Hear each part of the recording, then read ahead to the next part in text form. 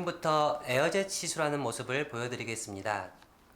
에어젯은 특수 설계된 노즐에서 고압의 에너지를 발생시켜 솔루션을 순간적으로 분사하여 서브시전 시켜주는 장비로 피부 속 섬유 아세포를 자극하여 콜라겐 재생을 유도하고 피부를 두껍게 만들어 피부 조직을 탄력 있게 개선합니다. 에어젯의 적응증으로는 리프팅, 흉터, 주름 등에 효과적입니다. 콜라겐 자극에 도움을 주는 포도당 솔루션을 두피에 주입하여 페이스 리프팅의 효과를 볼 수 있고, 포도당 이외에 히알루론산을 함께 주입하여 패인 흉터를 차오르게 하는 서브시전의 효과를 높이며 동시에 피부 결을 개선을 시켜줍니다.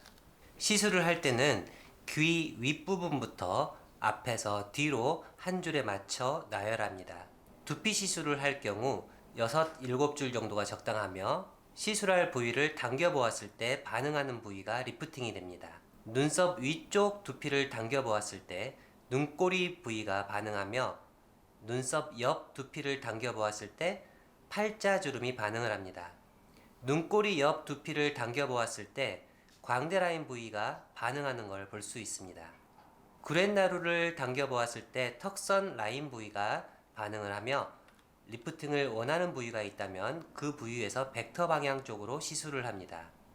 에어젯은 얼굴과 가까운 부위를 시술할수록 효과는 극대화됩니다. 처음 마취를 위해 5샷 정도 두피에 시술하면 통증을 줄일 수 있고 피가 많이 나지 않는 장점이 있습니다. 또한 핸드피스의 무게로 인해 중심을 제대로 잡지 못해 흔들리는 경우, 핸드피스를 턱으로 눌러서 시술하는 경우 파워를 잃지 않고 약물을 침투시킬 수 있습니다.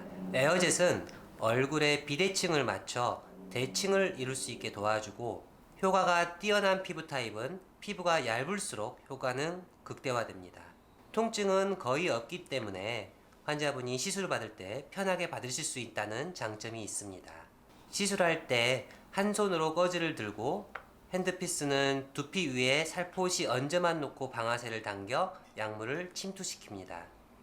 핸드피스는 항상 일직선이어야 하며 핸드피스가 비스듬한 상태에서 시술하면 약물 침투가 얕게 들어갈 수 있습니다.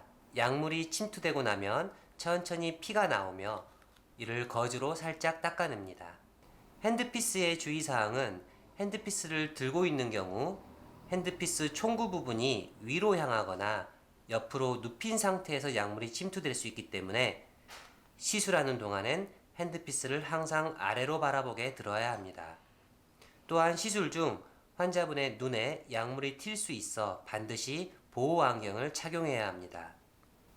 에어젯은 3에서 4mm까지 침투함으로써 확실한 리프팅과 흉터, 주름에 효과를 가져올 수 있으며 오랜 기간 시술 효과를 지속할 수 있습니다. 에어젯 1과 에어젯 2를 비교했을 때 차이점은 핸드피스의 무게가 가벼워지고 약물이 안정적으로 침투되며 점성이 강한 약물이 빠르게 내려올 수 있도록 조절이 가능해졌습니다.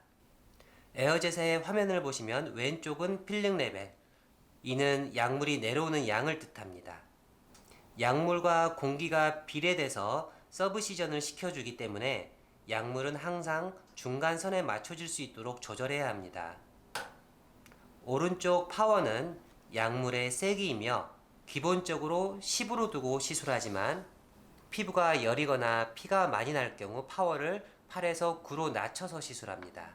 반대로 피부가 질기거나 침투가 잘 안 될 때는 파워를 11에서 12로 높여서 시술합니다. 먼저 처음 한 샷은 약물이 가득 차 있기 때문에 빈 통에 버려주셔야 합니다. 그 후 약물이 침투되는 총구 부분 팁 흰색 중간선에 약물을 맞춘 후 약물이 침투되는 총구 부분 팁 흰색 중간선에 약물을 맞춘 후 시술해야 합니다. 시술을 하면서 올라오는 하얀 파퓰의 사이즈는 모기 물린 후 생기는 파퓰 정도이며, 파퓰이 너무 봉구 솟아오를 때는 약물의 양이 많을 수 있고, 약물이 침투가 되고 바로 피가 나면서 파퓰의 사이즈가 작을 경우엔 파워가 강했을 때 나타나는 현상입니다. 환자분의 피부 상태와 두께를 잘 보고 파워를 조절해야 합니다. 에어젯의 시술 간격은 4주에 한 번이며 횟수는 총 3회 정도입니다. 유지 기간은 환자 피부의 상태에 따라 다를 수 있지만 평균적으로 1년 6개월 정도 지속됩니다. 시술 후엔 약물이 침투된 곳에 하얀 파퓰이 올라오며 피딱지가 앉을 수 있어 두피를 제외하고 보이는 부분엔 디오덤을 붙여야 합니다. 시술 전 주의사항은 아스피린을 꾸준히 드시는 분들은 지혈이 잘 안 될 수 있어 일주일 정도 복용을 금지해야 합니다.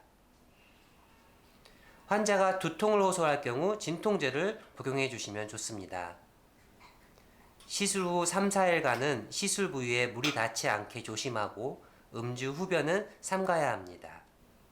또한 일주일간 사우나, 수영, 운동, 파마, 염색 등은 삼가하셔야 합니다. 시술 후 알레르기 반응을 보인다면 알레르기 주사를 처방하는 것도 좋습니다. 지금까지 유니온 메디칼의 에어젯 장비 임상 강의였습니다.